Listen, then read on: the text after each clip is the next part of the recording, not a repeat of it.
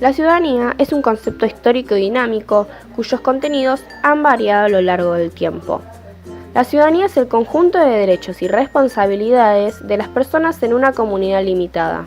Pero, ¿quiénes son considerados ciudadanos y cuáles son esos derechos y obligaciones? Actualmente hay un renovado interés por la ciudadanía. Este interés está dado por los diferentes factores. Por ejemplo, la preocupación por el hecho de que los ciudadanos no se sienten representados por los políticos a los que votan y expresan desconfianza, pero también este interés reconoce signos positivos. Por ejemplo, nuevas formas de participación y de organización de sectores perjudicados por sucesivas crisis.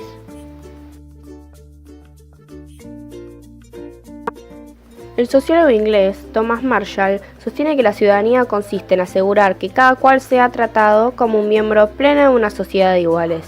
La manera de asegurar este tipo de sociedad es otorgar a los individuos un número creciente de derechos. Estos derechos son reconocidos por igual a todos aquellos miembros de una comunidad, independientemente de la clase social a la que cada ciudadano pertenezca. Marshall sostiene que el concepto de ciudadanía puede dividirse en tres estratos: ciudadanía legal, ciudadanía política y ciudadanía social. La ciudadanía legal es la totalidad de derechos que tienen los ciudadanos en asuntos concernientes a la ley. La ciudadanía legal incluye todos los derechos civiles que están vinculados con la libertad y que suponen la igualdad ante la ley. La ciudadanía política incluye los derechos políticos, reconociendo el derecho al sufragio y a la participación política en carácter de elector o dirigente. La ciudadanía social atribuye a los sujetos el derecho a un nivel adecuado de educación, de salud, de trabajo, vivienda y de seguridad social. Para Marshall, el desarrollo de la ciudadanía social permite ampliar capacidades que habilitan a los ciudadanos para el ejercicio de los derechos políticos. Es decir, la ciudadanía social desarrolla en los individuos las capacidades necesarias para participar activamente en el terreno político. La ciudadanía es un título que sirve para reconocer la pertenencia de una persona a un Estado y su capacidad individual como miembro activo de éste. Este equivale al reconocimiento de una serie de derechos y de deberes. Es también un sentimiento común de pertenencia. La ciudadanía implica, entonces, un universalismo limitado. Se aplica a casi todos los adultos en el territorio de un Estado organizado según un régimen democrático. No incluye, por ejemplo, a los extranjeros que viven dentro de ese territorio. Este universalismo limitado de la ciudadanía se distingue del universalismo ilimitado de derechos humanos. Los derechos humanos deben ser garantizados a todas las personas sin excepción en todo tipo de países y estados.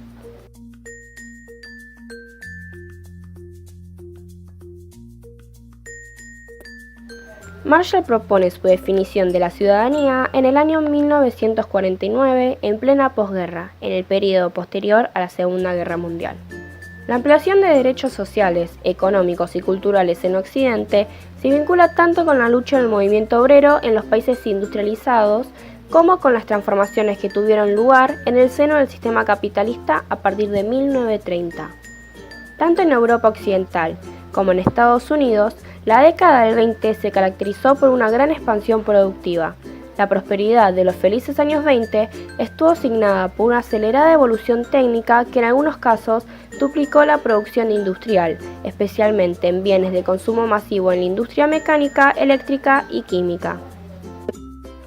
Esta expansión económica y el aumento de las rentas nacionales ocultaban, sin embargo, profundos desequilibrios que condujeron a la gran crisis mundial de 1930. Economistas e historiadores coinciden en caracterizar a esta crisis como de sobreproducción, es decir, el sistema capitalista se había expandido en un marco caracterizado por un desequilibrio cada vez mayor entre la producción y el consumo. Mientras el capital se concentraba en grandes conglomerados industriales y financieros, el poder adquisitivo de las masas permanecía a niveles muy bajos. En consecuencia, la saturación de los mercados marcó muy pronto el límite de la expansión. Tras ello, sobrevino la crisis que estalló en octubre de 1929 con la quiebra de la Bolsa de Valores en Nueva York. Y en cuestión de meses, tras la supresión de créditos bancarios a Europa por parte de Estados Unidos, se extendió a todos los países industrializados europeos, donde se registró una onda expansiva de paros y quiebras bancarias y empresariales. La desocupación masiva se convirtió en triste símbolo de la década. Las medidas económicas y políticas que tomaron los gobiernos europeos y el norteamericano para superar la crisis implicaron el diseño de un nuevo modo de acumulación capitalista y un nuevo rol del Estado en cuestión de política económica y social, cuya expresión más acabada en materia de la legislación social fue el estado de bienestar.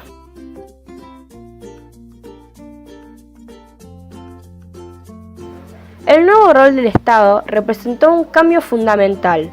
Hasta entonces, la teoría económica predominante era el liberalismo que postulaba la no intervención del Estado en materia económica. La intervención del Estado en el mundo económico incluyó un amplio abanico de medidas: creaciones de puestos de trabajo, participación estatal en empresas o nacionalización de las mismas, compra de materias primas y alimentos por parte del Estado con el fin de mantener los precios. La legislación propia del estado de bienestar favoreció el crecimiento económico y ampliaba el abanico de derechos económicos y sociales. En Estados Unidos, primero, y en Europa, tras la finalización de la guerra, los gobiernos sancionaron leyes que mejoraron notoriamente la calidad de vida y las condiciones de trabajo de amplios sectores sociales. Si bien es cierto que el conjunto de estas medidas apuntaba a consolidar a un gran mercado de consumidores, la promoción y reconocimiento de los derechos laborales y sociales fue, al mismo tiempo, una conquista del movimiento obrero y organizado.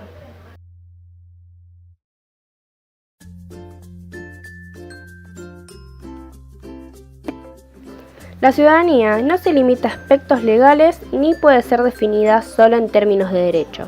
La ciudadanía tiene también un componente simbólico.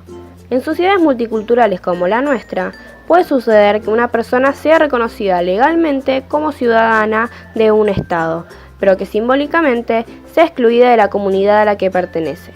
Por ejemplo, si el Estado no reconoce como una de sus lenguas a la lengua que habla un grupo de ciudadanos pertenecientes a un pueblo indígena, estas personas estarían siendo excluidas de la ciudadanía simbólica.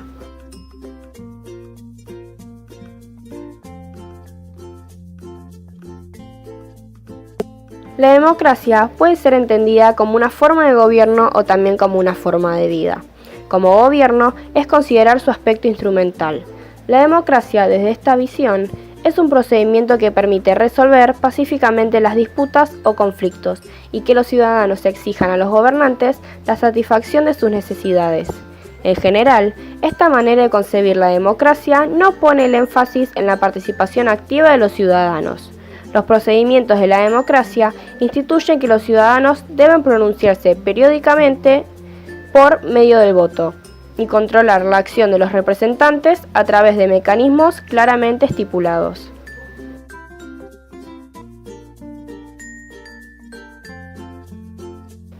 Y como vida, hace referencia a la participación ciudadana. Participar no se reduce a emitir un voto cada determinado número de años, sino que implica actuar junto a otros con el fin de llevar a cabo un proyecto común.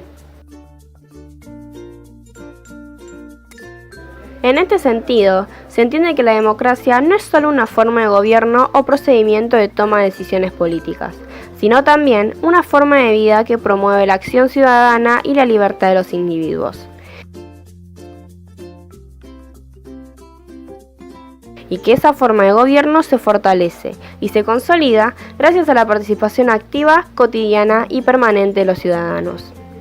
Su éxito o fracaso depende de los ciudadanos y políticos, de su nivel de preparación para la participación, la gestión y la administración de los asuntos comunes. En la democracia, la confianza permite a los ciudadanos vivir en libertad y hacerse responsables de esa libertad. La idea de que la ciudadanía es un estatus que da derecho es una concepción que dice poco sobre la responsabilidad de los ciudadanos de participar en la vida pública. Por eso, es necesario complementar la aceptación de los derechos de ciudadanía con las responsabilidades y virtudes ciudadanas. El ciudadano actúa con responsabilidad cuando realiza ciertas acciones públicas, incluso cuando no está obligado a hacerlas.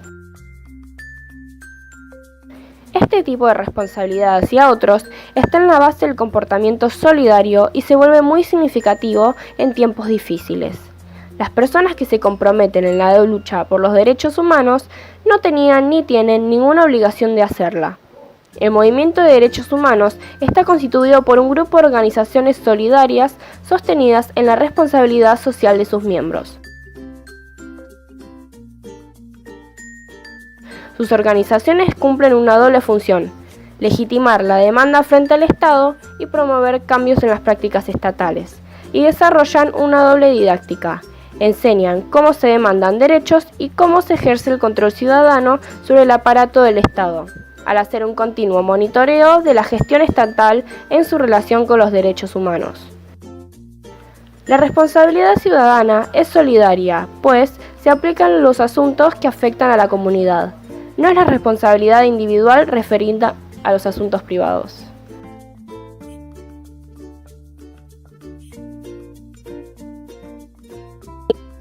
El politólogo argentino Natalio Botana propone el concepto de ciudadanía fiscal para referirse a la necesidad de que los ciudadanos argentinos sean más conscientes de sus obligaciones fiscales y de las graves consecuencias que produce la evasión fiscal.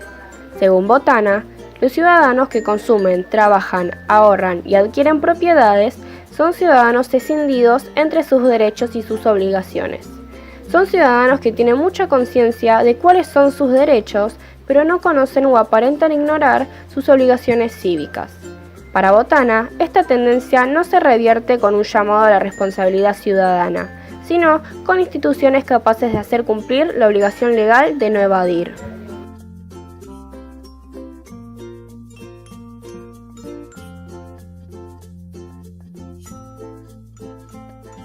El concepto de ciudadanía se vincula al concepto de Estado.